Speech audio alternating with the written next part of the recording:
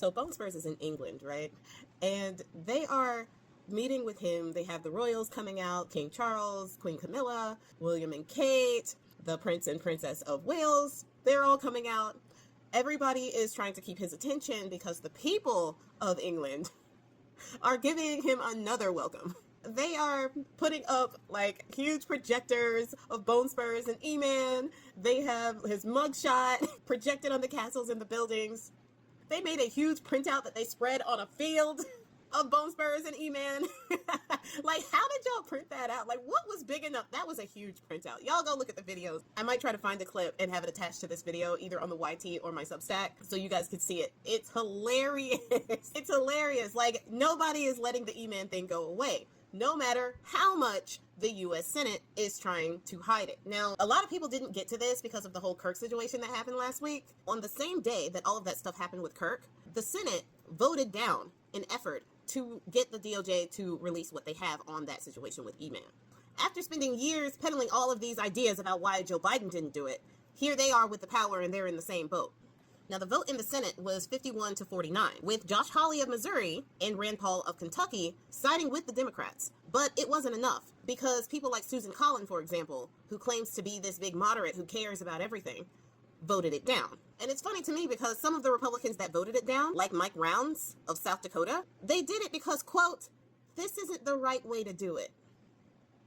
Then what is the right way? They always like saying that when it's something that they don't want to do or something that they don't want to deal with, this isn't the right way to do it. If people protest over George Floyd, that wasn't the right way to do it. If Colin Kaepernick decides to kneel in protest of police brutality to black people, that wasn't the right way to do it. What is the right way then? What is your right way to do it? People who say that are disingenuous, because if you asked them what the right way would be, their answer would essentially amount to do nothing and let things play the way they usually play out.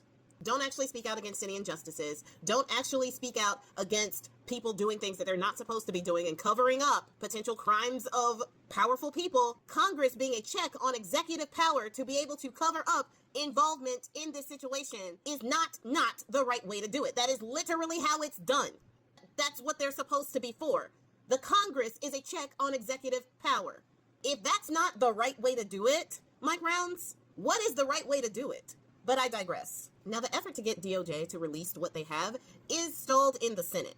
However, the House, not so much. The discharge petition is actually pushing forward, and the Democrats and people on the right side of history in this situation are actually gaining ground. One reason is because a few special elections have been decided, and Democrats have been the winners of those special elections. Last week, James Walkinshaw of Virginia was sworn in after a massive blowout election in Virginia.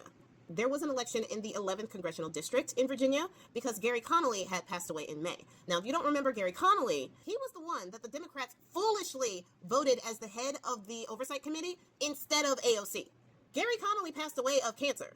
So it's not like they didn't know that he was sick, like really sick. And they chose him over AOC. Okay.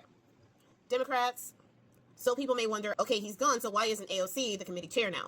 She decided not to go for the position again after he passed away. So now I believe Garcia is in that spot. And he's actually doing a really, really good job on keeping the boot on the neck when it comes to this situation, because that pit maneuver he pulled at the end of July when they tried to slink on out of here for their early vacation was chef's kiss, okay? The discharge petition not only have all of the Democratic votes, including the new one, but it also has Republican support as well. There are 4 Republicans that are signed on to it. There were 12, or at least I thought there were 12 that signed on to this, but there has been a huge pressure campaign from the big house telling people not to sign on to this petition. So I don't know if a few people capitulated and decided not to sign on, or if they are signing on anonymously, or what that is. But I do think it's funny that the people who ran on this subject are the same people who are mounting a pressure campaign and saying that it is a hostile act to demand the release of what the DOJ is holding.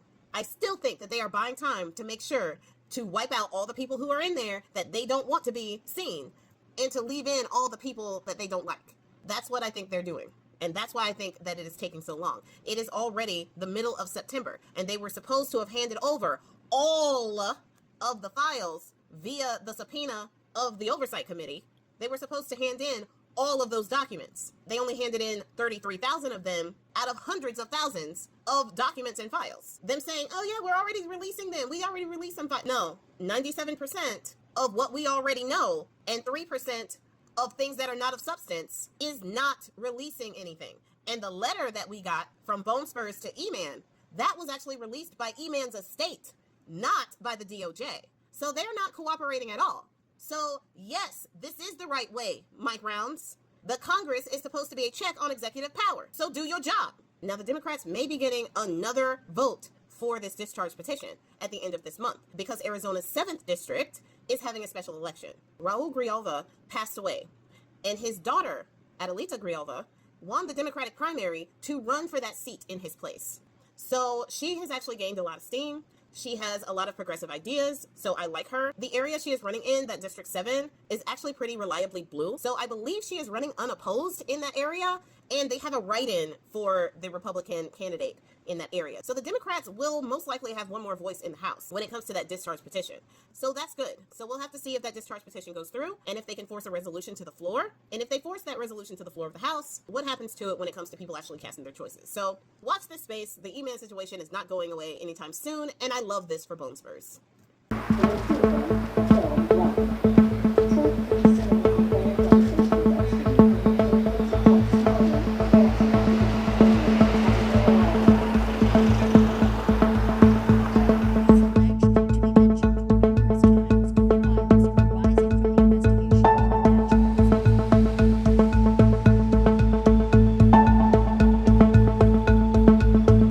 So a huge image of President Trump with Jeffrey Epstein appeared via projector on Windsor Castle earlier. The projector was up there coming out of a hotel room opposite. We saw another big image of President Trump being unfurled earlier in Windsor from a group called Everyone Hates Elon. President Trump not popular according to the polls here in the United Kingdom, but the British government wants to reaffirm the relationship, the strategic relationship between the UK and the US. So they want him to be protected from any sorts of embarrassment. He won't be seeing any of this if everything goes as planned.